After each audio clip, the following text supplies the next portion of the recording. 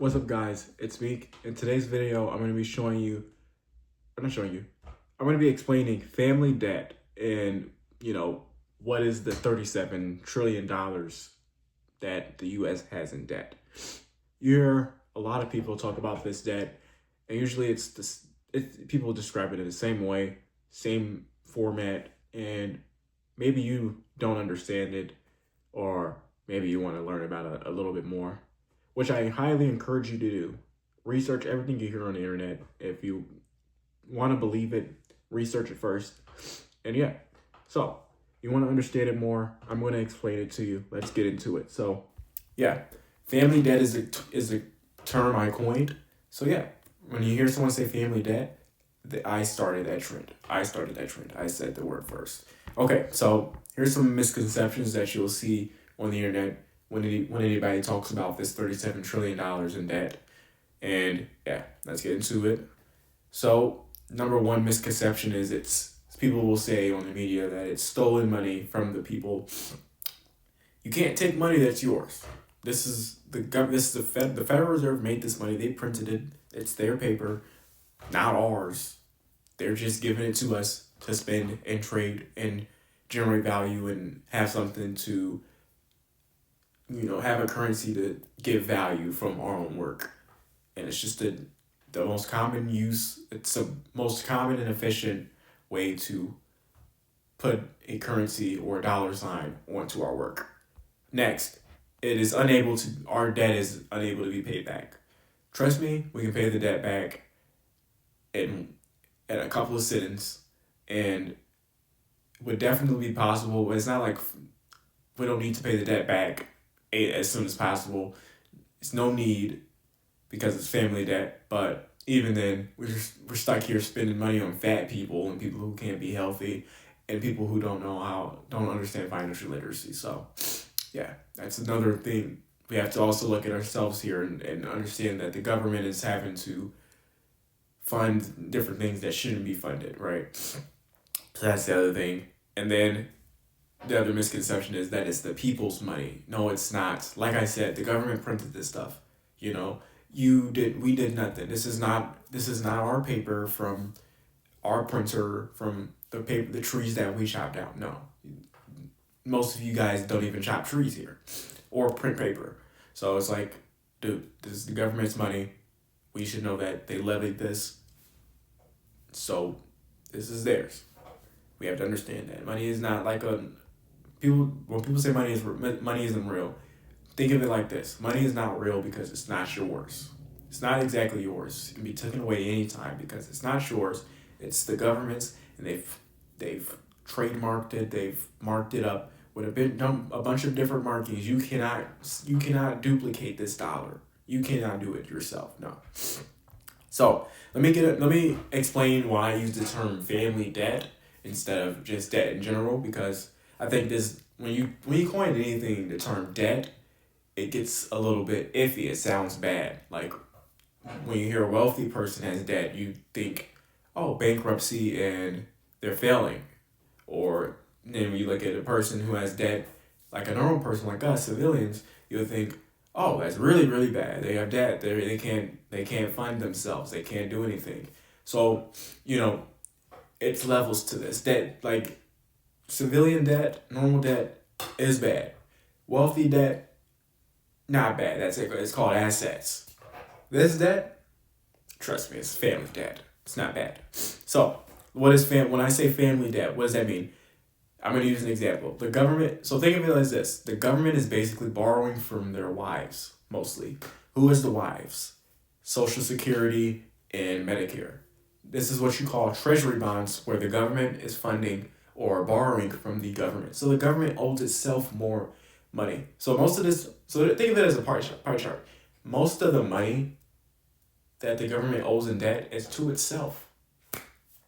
And this is what you call pure family debt. This is pure blood, no crossbreeding, none of that. This is just one group of people putting money towards each other. Or I wouldn't say one wrong group of people, but you get what I'm saying. Now, 3, civilian debt. This is where us, the people, can come in. But this is a small subset of people. Most people we know most of us don't even make enough to do this. Most of us, or some people, aren't even financially literate to do this. But yeah, civilian debt counts as banks, mutual funds, and 401ks. Not everybody has a 401k. That's rare in this day and age. That's rare. So what this means is money owed to ourselves. This is the other big portion of our debt, is investors, people who invest into the government because it has safe returns. They know the government is always going to pay them back. And that is the debt. That is this, and the government borrowing from the government is the main part of the debt.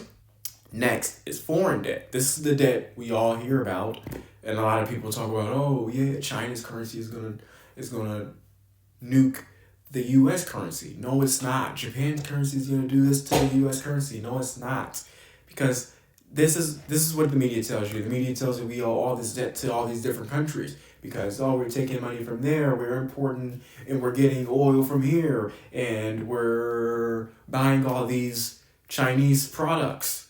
No. Guess what? These guys don't even make up a bunch of our pool, but I'll show you that. So, foreign countries put money into us. They become investors as well because we have the safest asset in the world, which is the U.S. dollar. It has been the safest asset in the world to invest in to get returns. It has been the U.S. dollar. It's more valuable than any other currency here in the world. Now, these guys, foreign debt makes up 20 to 25% of the debt. It's not much. We could with that debt alone, we would be fine. I bet you nobody will be complaining that we're in debt. Next, my ending point. This video should not be quick. So, my last point is family debt in general. Family debt is better than stranger debt. So stranger debt would be you going to the bank and you saying, hey, I want to get this mortgage for my house. I want $80,000. And the bank says, okay, yeah, $80,000, 30-year mortgage. There you go, boom. And you pay that house for 30 years. That is called stranger debt. Stranger debt is you getting a credit card, you paying money with the credit card, even though you have a limit, and the credit card company knows you don't make this much money or you can't afford to pay this off.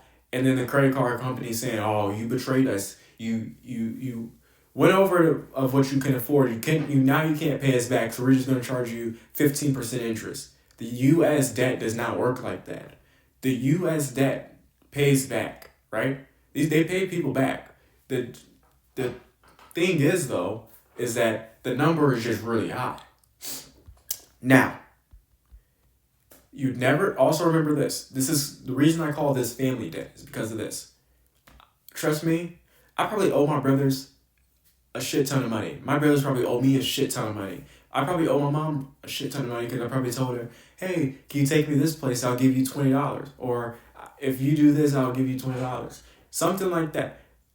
I probably have 90% of the time have never paid them back. They are less likely to go to war with me because I didn't pay them back $20. They're investing in me. So, like, actually think of it like parenting, right? You have a choice to, give back to your parents and take care of them once they retire and once you've got a job and all that. Think of it like that. You're not going to go to war. You're not going to go to war with them because, they didn't pay you back. No. And second, the second you owe a stranger money, they come after everything you own. The banks, right? You don't pay that mortgage every month. You miss out on 3 payments, mortgage payments. Oh, they're coming to take that house. They're coming to take that car. They're coming to take your kids. They're coming to take that phone. Everything. Bankruptcy. That's stranger debt, right? But this is family debt. If this was stranger debt, the U.S. would be in the ground a long time ago. But no, it's not like that, guys. You can't name one person that gets into not even $1 trillion in debt and doesn't go into the hole for it. So I want you guys to know this. If it was truly a problem, this debt here, and it was a true issue that we can't solve, we would have been in the ground a long time ago. But this isn't a true issue, right? This is just a bunch of investors giving money to people that giving money to the government because they know the government's going to pay them back. The government will always pay that back, pay that debt back. That's what the taxes we pay, right? The taxes we pay, that's used to pay the people back, the investors back. Trust me. This stuff is nothing. This debt is nothing, right? It's nothing. If it was truly an issue, we would be having bigger problems than this. But it's not. But yeah, that's everything I know on the $37 trillion we have in debt. If you enjoy this video and maybe I cleared up the air for you on this topic, hit the subscribe or something, like the video or something, comment. But yeah, my name is Meek. Thank you guys for watching the video. Stay tuned for the next one. If you haven't seen any other videos, go ahead and watch them. Thank you for watching.